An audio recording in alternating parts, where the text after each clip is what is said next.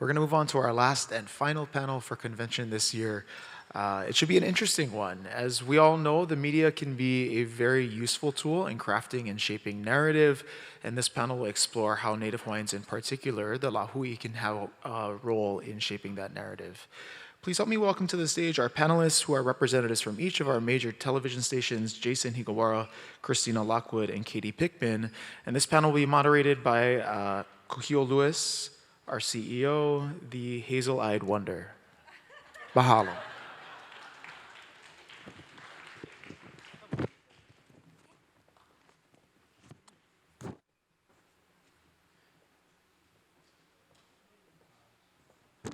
Okay, aloha everyone. I wanted to have this panel discussion. I thought it was an interesting one, just because oftentimes we don't get to hear from, see the people that are behind the news stations, you know, the heads of the stations. And I'm pretty sure this is the first time that anyone's ever hosted the major news network general managers in a discussion.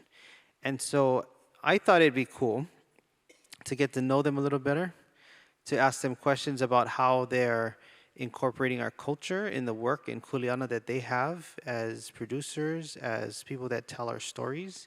So this discussion is about that. What does media and Native Hawaiians, what does that relationship look like? How can we thrive together? So I'm super honored and grateful that they've all agreed to come and be a part of this discussion. I know each of them pretty well. They're all pretty awesome people. But I thought we'd start it off by I wanted you to introduce yourselves to the convention and by telling us maybe how did you get involved and how did you become the general manager of your respective stations? And we'll start with Katie. Aloha mai kākou. I'm Katie Pickman, General Manager of Hawaii News Now, and I just want to say a huge thank you to Kūhiō and CNHA and all of you for welcoming us here today for this panel. It's an honor to just be a part of this convention. I have been in the broadcast TV industry since my early 20s. I started in the year 2000 in a TV station. I actually thought I was going to be a movie director, and that was going to be my way into the industry. But I have worked hard and in a lot of different aspects of our industry of broadcast TV, a lot of it spent in creating content in the marketing and production side of the business, and then really a good portion in the sales part of the business. And I had the good fortune, I did not grow up here in Hawaii. I grew up in Chicago, and I moved to Hawaii with my family, who I am raising here 10 years ago, and had the good fortune actually to work for Kristina for about 3 years before joining Hawaii News Now. And I'm very fortunate that I work for a company that invests in growing and mentoring people from within. And so when our now mayor, Rick Blangiardi, decided to run for mayor, I was given the opportunity to lead Hawaii News Now. Mahalo. Kristina? Thank you, Kūhiō, and thanks to everyone for allowing us to be here. I feel so humbled after listening to the last panel discussion, because I feel like it is, it's so, Maui has gone through so much, and I personally feel everyone's pain and suffering, and I think for all of us as media here, we want to help. So as I was listening to everyone on the last panel talk about what is needed and what everyone has gone through, I just think about how can we share that story and elevate that message to make sure everyone in the state knows about it. So that's what's really important to me. I think you wanted to know like my background. I've been at KHON for the last 10 years and worked in TV for 30 years in Hawaii and on the mainland. I grew up here on Oahu, graduate of Kaiser High School, and very happy to be here today on Maui, and thank you so much to Kūhiō and CNHA for allowing us to be part of the convention. Mahalo. Jason? Aloha, yes, Kūhiō, thank you so much for inviting us to be here today. Really welcome that opportunity to share, our feelings about media and specifically Native Hawaiians.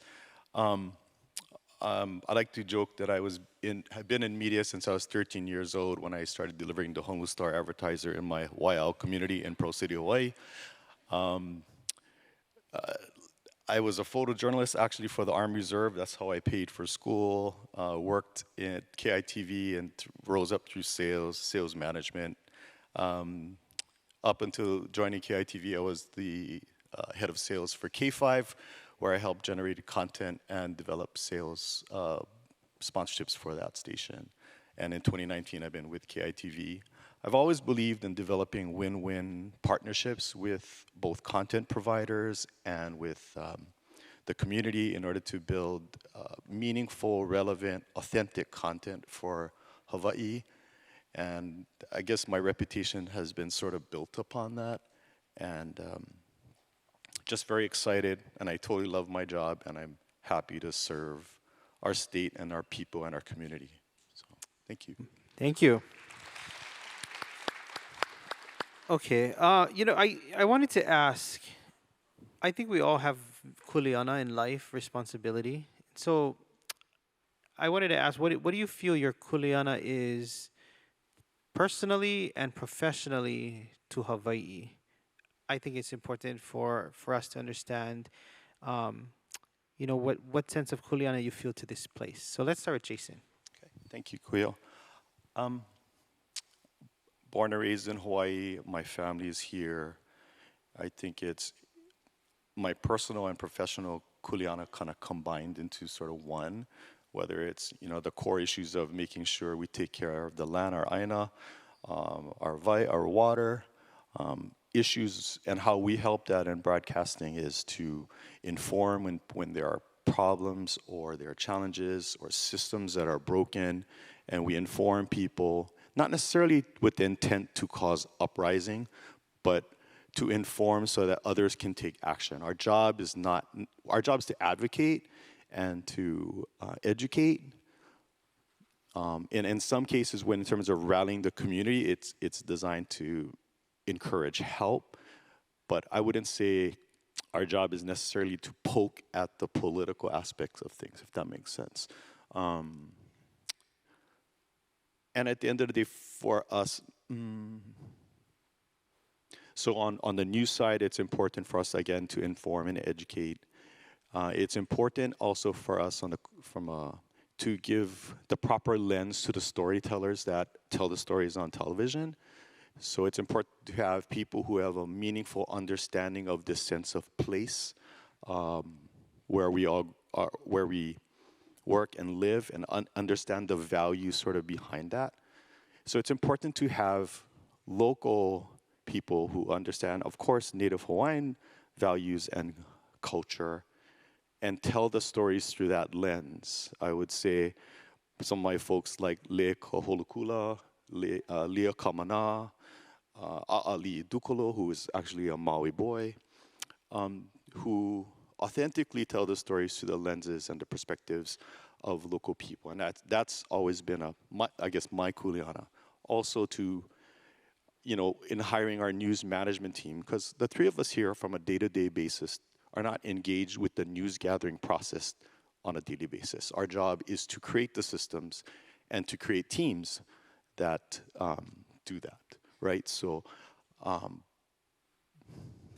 the other thing in terms of reaching out, obviously everybody wants their story to be on television. So to this group here, if there are specific stories that are untold, please reach out to us. We're happy to explore that and see how we can shine a light to the story that you guys have to tell. So that's my kuleana. Mahalo. Kristina, want to go next? Sure. So I have two children. They're 21 and 23. And so I think I always think about my kuleana is to them, to making sure Hawaii is a place where they can continue to live and work and raise a family. So I think about that. I feel like I have a lot of responsibility. I would also say for our community, I think it's so important that we do whatever we can to support our local culture, Native Hawaiian culture, traditions, and reflect on history and the things that have been important to Hawaii. And that we're really telling the stories of the people.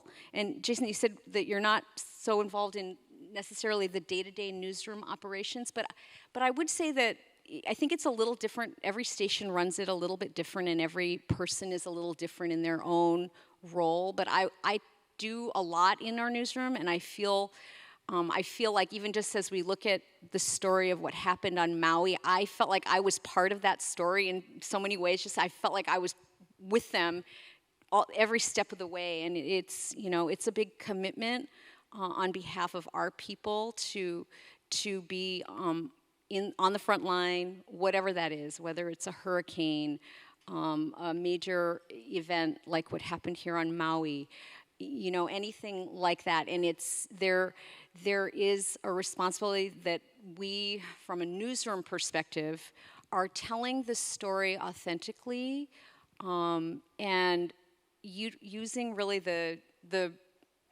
real reason for journalism and telling fair and balanced, providing that news to our viewers, so they have the information they need.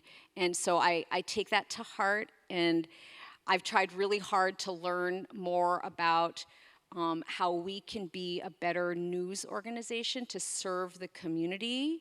And we're I think all of us are trying everything we can every day to provide that information. I think it's also really important that we have different voices and different newsrooms and different perspectives to really make sure that we're covering everything here in our community.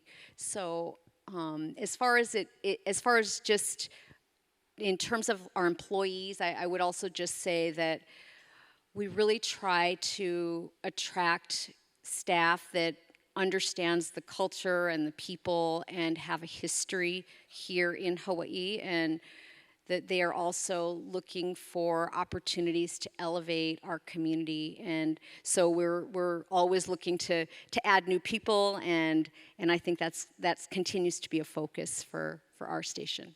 Thank you. Katie? So I believe it is my personal responsibility to be very engaged in the community, to attend as many important conversations that are happening about challenges, opportunities, things that people in the community care about, and be able to listen and hear and take away things that our station can focus on if we aren't already in that conversation. I believe that we need to reflect back to the community. We need to represent the community with the people that work at our station. And we make an effort. You'll see with our on-air team that we have people from every county of Hawaii on air, and they are experts for their areas. All the different cultures of our community are represented, very reflective of our community on our air. And I also believe that we're more than a news organization. It's important to have layers of storytelling and create vehicles to be able to dive in deeper on stories that might not get the time in news. So personally, we have created a lot more vehicles like Talk Story and High Now Daily and Spotlight Hawaii that allow people to come on and be able to give a much longer version of what's happening in the community. And then the viewer, our viewers are savvier than ever, and they want more than just sometimes the shorter news treatment. So I believe that's my responsibility. Thank you. The next question is, I wanted to get your take on how you feel the relationship is between Native Hawaiians and the media. And the question is asked because it oftentimes, especially when I go out into community, it's seen as like the media works against particularly Native Hawaiians. And I wanted to know if you felt that way at all in terms of how you deliver news. Maybe Kristina? Sure. I don't think so. From my perspective, but I'd love to hear more. Maybe we could do that offline. If that's not what you think, Kūhiō, because I really respect your opinion. I guess I would just say, like, we try to hire Native Hawaiians. We try to have a perspective from our host culture, if you will. And I think from my view, I feel like we really want to produce and air content on all platforms that reflects the local community. And so whatever we can do to do that and to share your message is super important to me. And, you know, I would just say we would want to do that in the most respectful, positive way possible. But if you think otherwise, I would say maybe we should talk about that. No, just for context, I don't think it's any one particular station. I think that's the sentiment that Hawaiians may feel, is that, you know, it seems like every other night there's some portrayal of some Hawaiian leader or some kind of movement. And so I don't think it's particularly any specific station. It could be the framing or the title of an article, but I just wanted to get whether you felt your relationship and portrayal of Hawaiians in the media is fair. And so that's why I think you answered the question. Thank you. Jason, you want to go next? Sure. We regularly include, you know, culturally vetted professionals and experts into our newscasts when the situation presents itself where that's part of the story. So whether we ask Mehana to add some color to a story, or Hina, or Auntie Vicky, or, you know, of different variety of people, where the story is about educating, understanding the nuance of the Hawaiian culture in the context of that news story. I think it's important. I don't think we necessarily, so the relationship part in terms of the fairness question, I think, you know, we approach it blindly, and if ethnicity is not part of the story, then it's not necessarily brought up, I guess is what I'm sort of saying, only as it relates to an issue specific to a particular cultural group. I think that's how at least I look at it, and that's how the philosophy of our station. So, Thank you. Katie?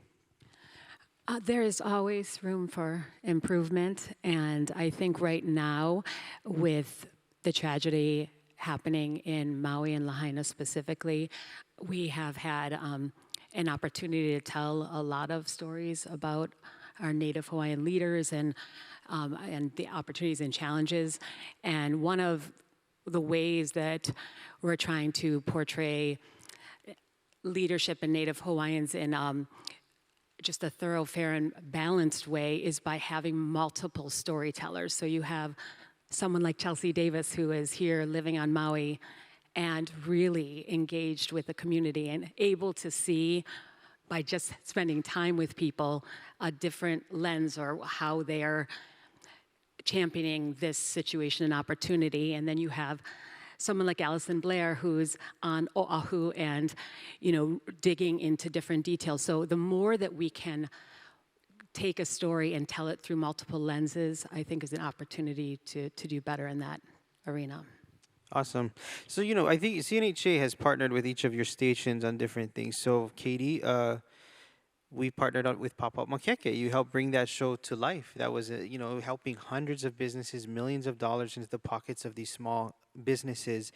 But in addition to that, how are you, I want to know about how you involve culture in news. Like, what do you see Hawaii News Now doing to ensure that our culture is represented in the way you present news, in the additional parts of news, you know, whether it's talk story or whatnot? Maybe you can expand and share how you're representing our culture. Absolutely.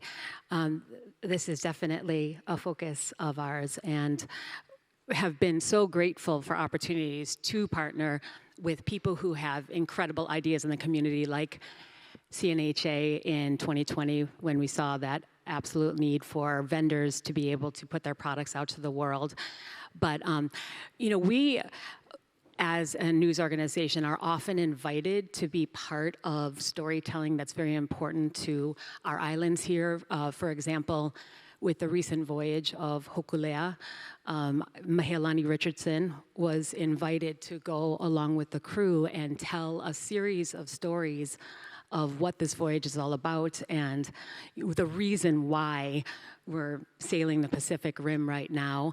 On a weekly basis, we continue on with the Hawaiian Word of the Day, and we're able to expand upon things like that in our lifestyle programs with Hi Now Daily, and specifically Talk Story. McKenna Maduli hosts that show live on Sundays, and she really focuses on Native Hawaiian guests that can come in and tell the stories of incredible things happening in our community. Awesome. Mahalo. Kristina? Thanks, Kūhiō. I think, well, one of the ways that we really like to incorporate culture into our content is we have added Kamaka Pili. Do you guys know who Kamaka is? We love him. He's amazing, and he's sort of our in-house cultural expert and has really shared a lot of his experiences and what he thinks is important with our viewers, and we've had such positive feedback about him. I love him. He's been amazing. I've learned so much from him, and I find that people really appreciate the fact that, you know, even just as he does our weather, he tries to do it with a Native Hawaiian local perspective and culture, and he adds culture to that storytelling. And so we really appreciate that, and I think we look for other ways to do that. I think Kamaka is a rising star at KHON. Hopefully he'll be with us for a long time, so you guys don't even think about it. But he has a show that we air called Aloha Authentic. It's a 30-minute show that airs monthly. He also has a segment for Aloha Authentic that airs weekly. And so, you know, I think he's a great example of what we're trying to do. But we, you know, in addition to Kamaka, I think all of our staff really looks for ways to share culture and try to share stories about people doing good and ways that we can support Hawaii. Thank you. Yes, Habrian. You know, we're also working with KHON on a number of fronts, including our tourism. There, she's part of our Kilohana team to help execute some of that vision. So that's some good stuff there. Jason? Did you want me to answer the previous question? Yeah, same question. Okay, sure. So it's how are you incorporating our culture in the work you're doing it? Sure. So to Katie's point earlier about different layers of storytelling, I think we try to deploy the same way. In the newscast, we make sure when we're talking about culturally sensitive or culturally, when we're talking about culture, we want to make sure we talk with experts in the field. So when they're sharing the information, they're not spreading bad information, right? So that's an important or not authentic sort of representation of our host culture.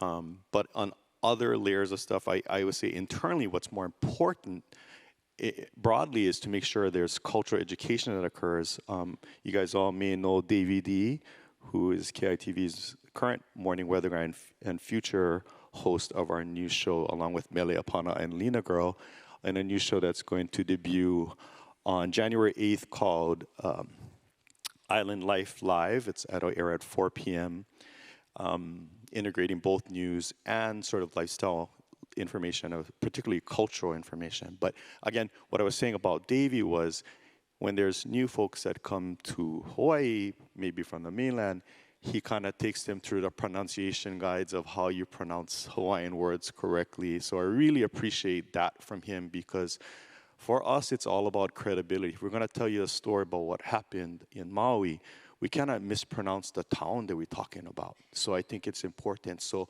all of you that write in and say, hey, this guy, he don't know how to say the word correctly or say his name correctly, we're working on it, I promise you.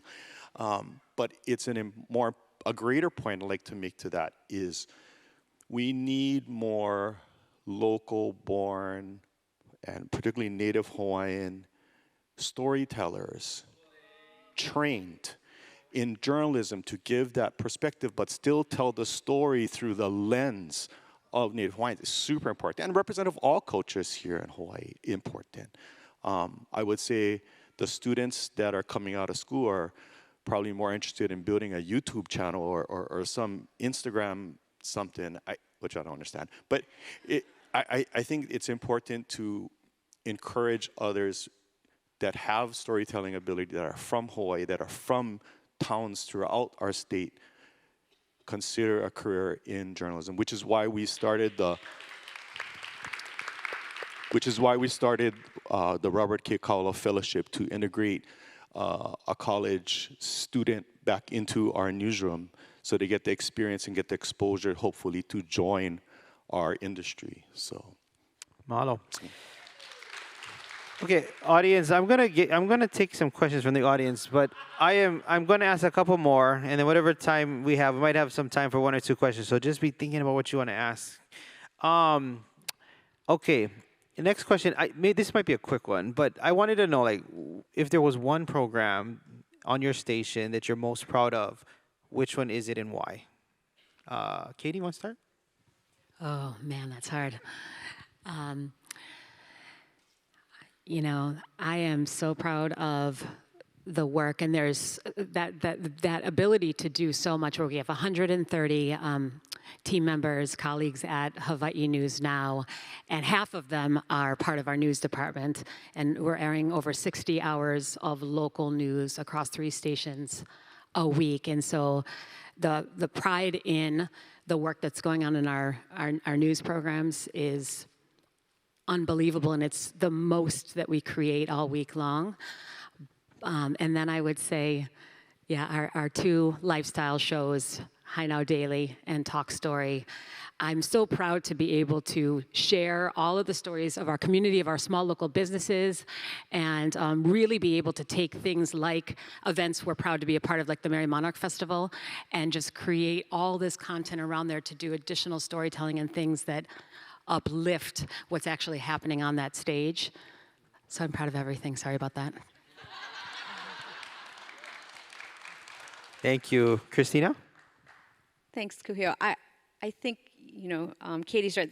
We have a lot of we have a lifestyle show as well, Living 808. We have Aloha Authentic and Modern Wahine Hawaii and Empowered. I mean, we have tons of Sam Choi's in the Kitchen. These are all really great shows that we've launched and created and have loved. But I would just say that one of the things, if I was to say I was proud of, if you remember during the pandemic, it was March of 2020, we shut down the state, right? And all of our clients shut down. We had very few advertisers working with us. But one of the challenges that was out there was that the high schools couldn't have graduations. And so we said, you know what, we can have graduation, we can help them. And so we went out and talked to, I don't even know how many high schools. We ended up with, I think, 27 high school graduations that aired on KHON, KHI, and the CW over that, you know, May, June time period. And our station produced all of those, and it may not have been the most high-end production, right? We're not going to win any awards necessarily for that, but it was so rewarding for me personally to hear how the students and their families were so grateful that they had something, because it was a time when it was a very stressful and sad time. So I feel like that was one of the things that we felt like we could use the power of our medium to do good, and it was super rewarding. So I was happy about that. Jason? This past year, we started, December of last year, we started our Kuleana series. Ironically, the name of the show is, you know, what we're talking about broadly here today. And the intent initially was to talk about food sustainability, but has grown to so much more. We went into, just before the Maui fires, we aired a special on disaster preparedness, and talking about what happens to, you know, our food supply, and what happens to all of these elements of survival here in Hawaii. And sadly, a lot of that would have been helpful in the preparation for what happened on August 8th. But and then it moved into another areas. In fact, the December special that's going to air in a couple weeks going to focus on Maui's recovery. And how the island and the people are sort of still recovering and healing during all of this. So I would say from that perspective, in terms, again, going back to the layers of storytelling, I would say we're most proud about Kuleana, and also optimistically proud about the new show with, again, Island Life Alive with Davey, Mele, and Lena that starts on January 8th. Just another plug. Thank you. I want to ask some humanistic questions before I open it up. We still got some time, that's why. So I think people oftentimes don't see those in leadership positions from a human side, a human perspective. So I guess I want to ask just, what do you do in your free time? So let's start with Katie. Okay. I'm a mom of 2 little boys, 10 and 12, and they are awesome soccer players. So we go to YPO pretty much 5 times a week. And then, just spend a lot of time outside enjoying this incredibly beautiful place, and then still have that movie director dream. So write screenplays in my spare time. Thank you. I want to recognize, Katie flew back from Japan early just to be here today. So how about a hand for Katie? Came back early. She cut her trip short by 1 day. Kristina? What do I do in my free time? Well, I would say I live at Kūhiō, so you can drive by at night and you'll see me with my light on and right in the front on Pickman Street. So it's very sad sometimes, but no, I have 2 boys. They're grown. I have a husband. I just got married, so that's been very exciting. And I spend a lot of time with my husband. We do a lot of outdoor activities from, just mostly on the weekend, but during the week I'm pretty much Kūhiō. I have 2 kids as well. My daughter's grown and she lives in Chicago. My son is a rebellious 18-year-old that I contend with on a daily basis. But I love him so much, and I give him a lot of my time. I do, as with all of us here with aging parents, I do care for my mom and my father is in a home. So there's a lot of time devoted.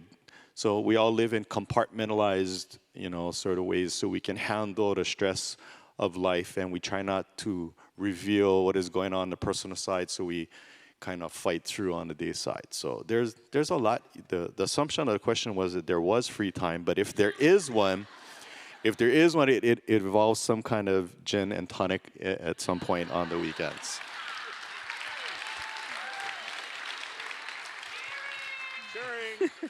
I hear Mele Apana out there. Okay, so we're gonna open it up to questions. I want to recognize again before we do this, all 3 of them. They run news stations that have to turn every day newscasts. Thank you so much for being here. Okay, questions. Anybody want to ask a question? Oh, we have one right up front. Okay. Oh, we get. Hi. So this is more of a comment than it is a question. First of all, I thank you all for being here because I know how difficult it is to get the GMs of all the stations. And my comment is, what comes to mind and where I'm going to ask for your help is that the way we portray Hawaiians in the media is super important.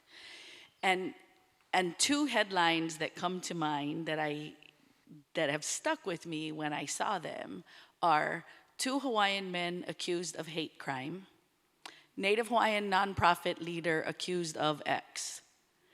There is never, and I never ever see another ethnicity called out in a headline when we are talking about other people, right? There's nothing wrong with saying 2 men accused of X.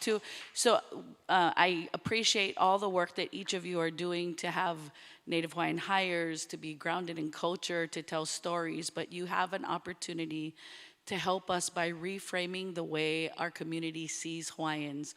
We use words like activist. And my last comment will be, the last time, I don't remember which show it was on, but I was talking about something completely different, but the images behind me were of our community up on the Mauna.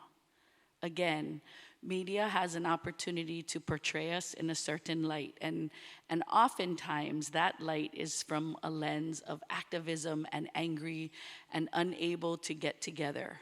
And no 2 people, not even me and my husband, agree on all things. And so I want us to start to reframing the way that we talk about Hawaiians and Hawaiian community. Mahalo. Thank you.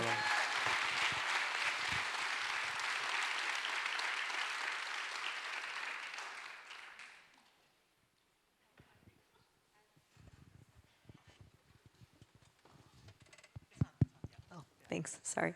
Mine actually kind of piggybacks off hers. But mine question form was wondering what leads you to the decision of using a word activist versus a word advocate? What's the difference? Why use activist versus advocate? Oftentimes people are labeled as activists, particularly Hawaiian. So she's wondering the framing of the title activists. And so they're just trying to get some clarification from you.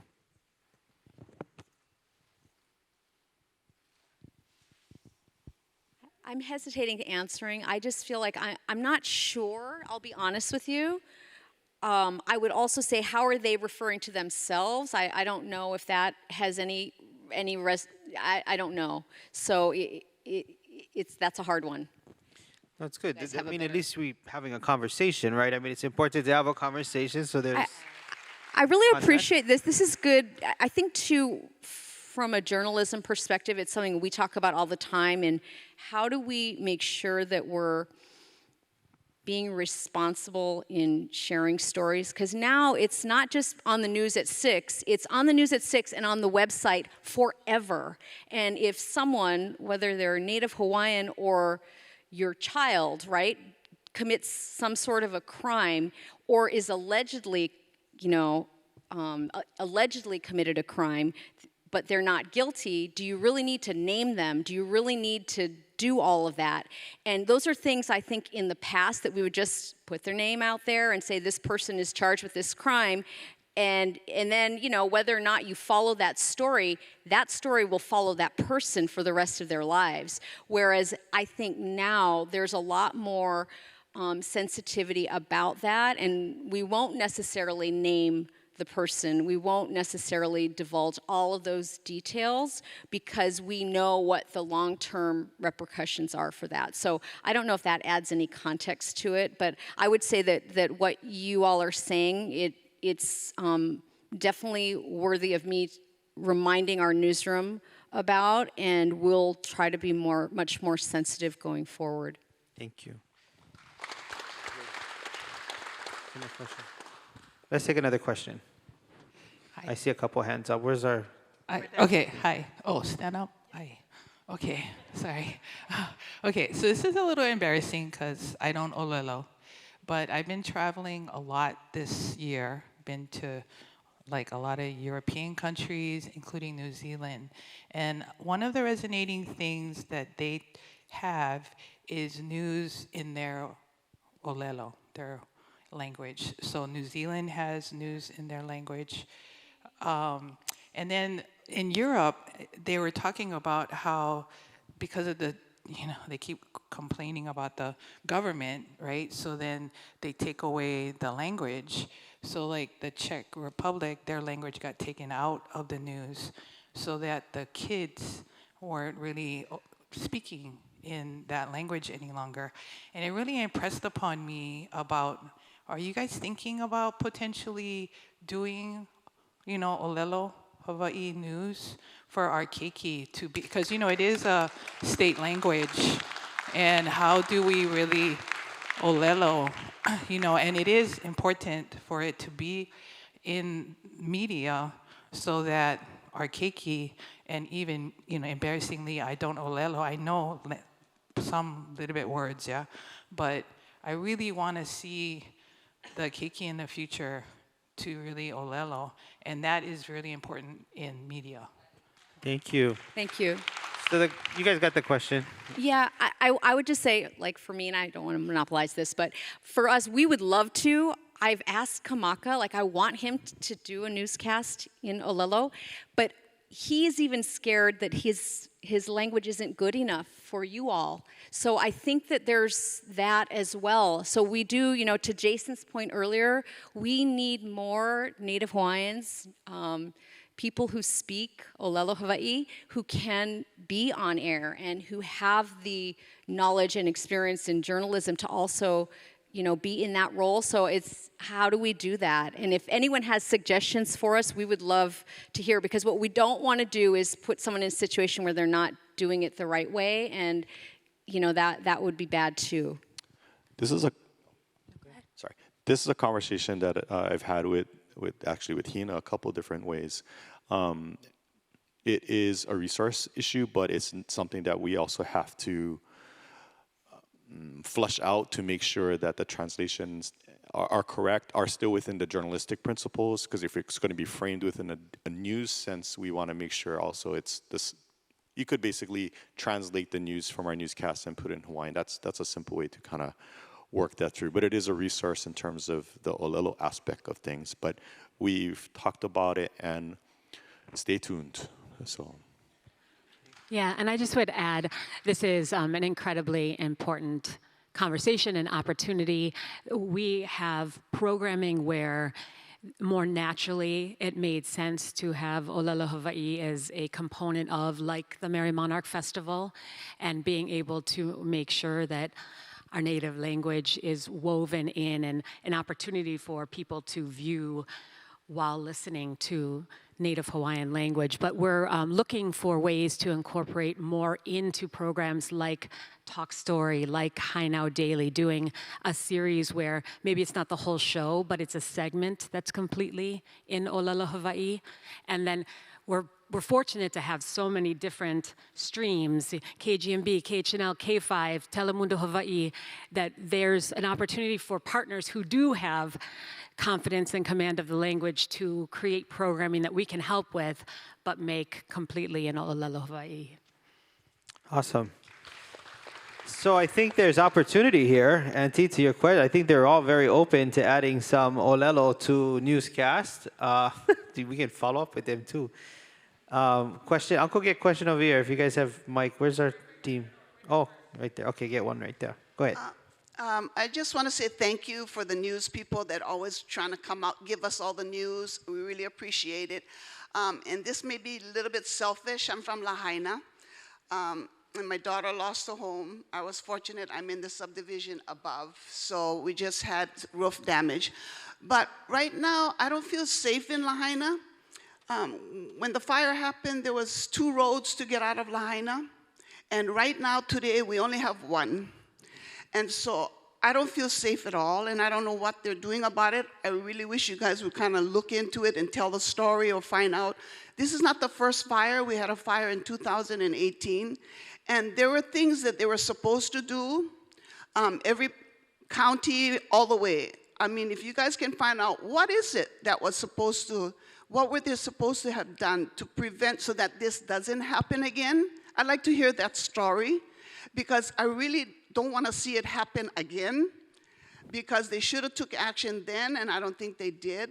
And I don't want to go through this one more time. And already with 1 road, it could happen. We have a fire now. We got 4 schools open, kids all up there. It's going to be gridlock on that 1 road. So, I mean, whatever you guys can do to look into that, I would greatly appreciate that. And thank you for all the work that you folks do. Thank you, Auntie. Thank you. Okay. Sometimes when so there, I don't know if you guys know, but each of the stations, there's news at whatever their station is. You just email them if you have something that you want them to report on, and if they'll come out, they'll do a story.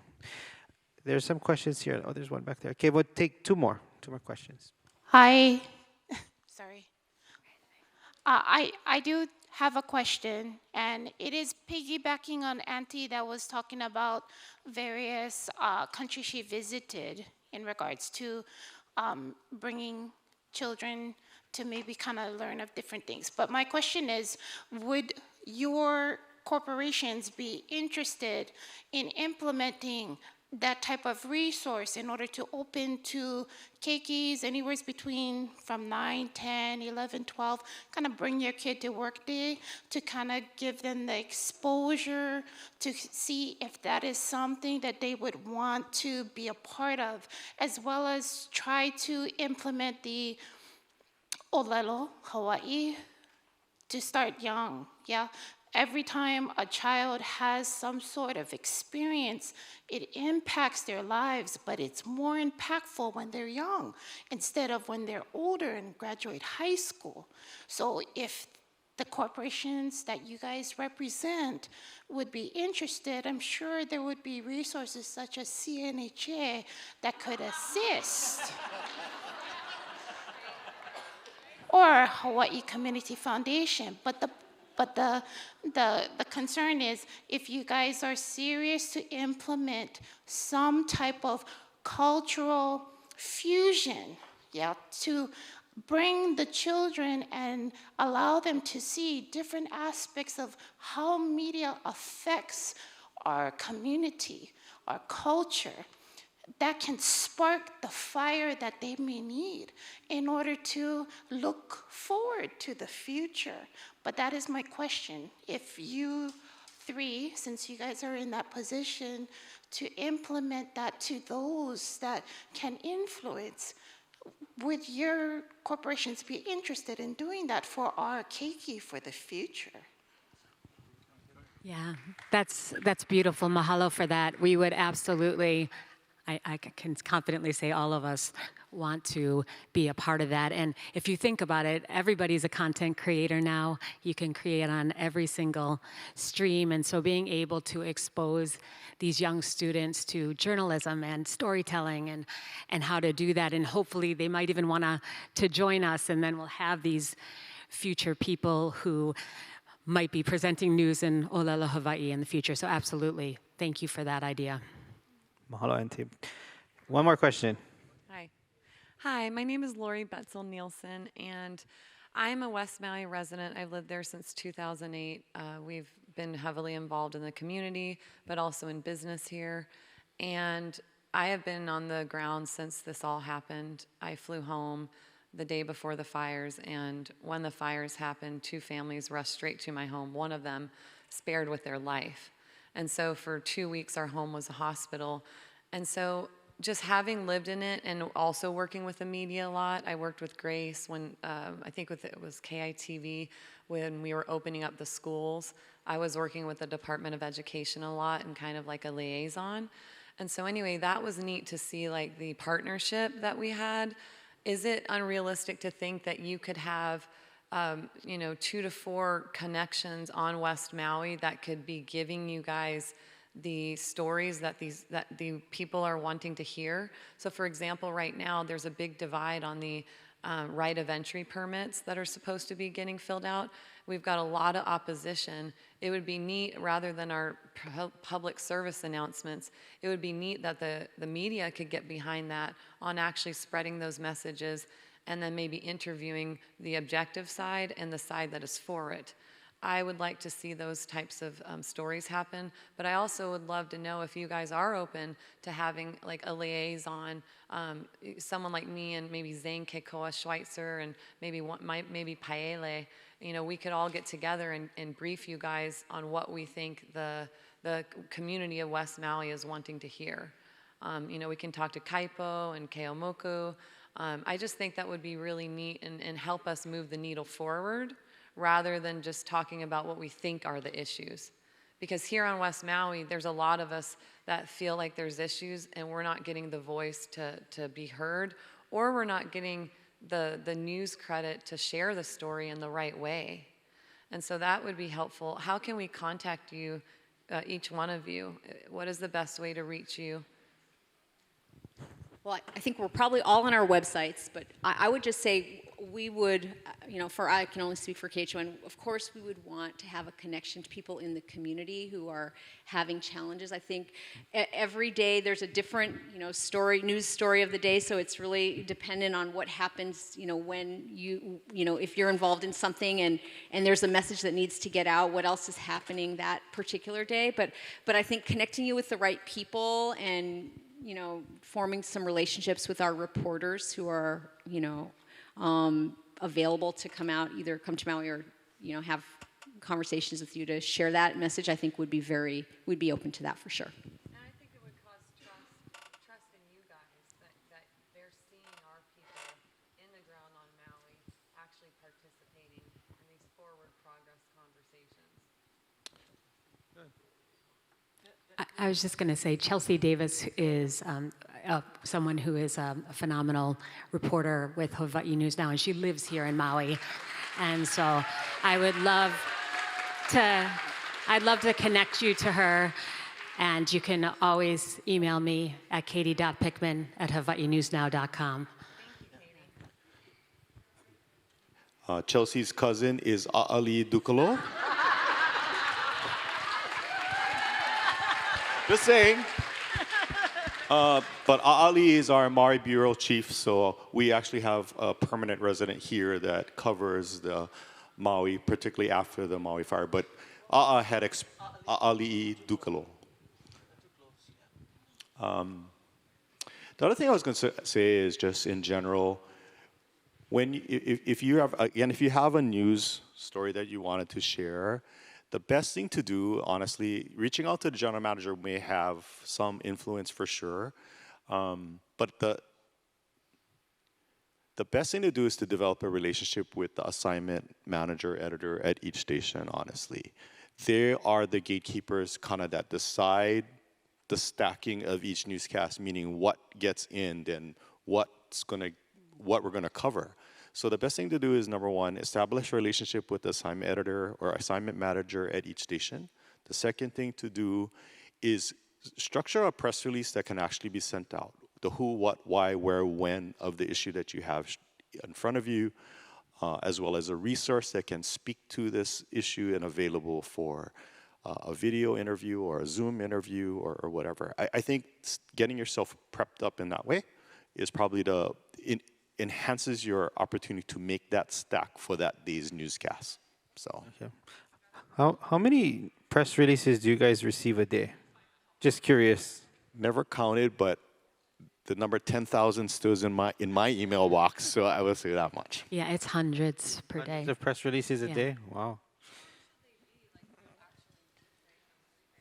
Like anything else, like a resume should only be a page long. Probably your press release should also be a page long. I mean, for extended stories, for more complicated or more, you want to put it as long as it needs to be, put it that way. You can send images. Kūhiō, just wanted to, sorry. Video also is good because we're television. So if you can send, that's another thing that helps encourage. If you have B-roll video of what you're talking about, and if we can't, because it's a resource issue. We don't have a million cameras just waiting to jump on the story of the day. By 9:30, 10 o'clock every single morning, each reporter on our team is assigned what they're going to do to cover and go research and shoot the video and get everything packaged up for both television and for online delivery. So get ahead of the news cycle in terms of your planning and reach out to the assignment editors and managers, I would say at least days, if not weeks before. Mehan, you had a question? Yeah, our website. I just wanted to do a shout out. The only Olelo Hawaii broadcast news that we've had here in Hawaii, Aha'i Olelo Ola, and our very own Amy Kalili back there. Mahalo for all that work, OEV TV and Aha'i Olelo Ola, for truly bringing Olelo Hawaii in its full context to the people, to our keiki, to our kupuna. Mahalo. Just wanted to send that shout out to her. How about that, everybody, for our panel? Thank you guys so much for being here, for sharing some time with us. Thank you.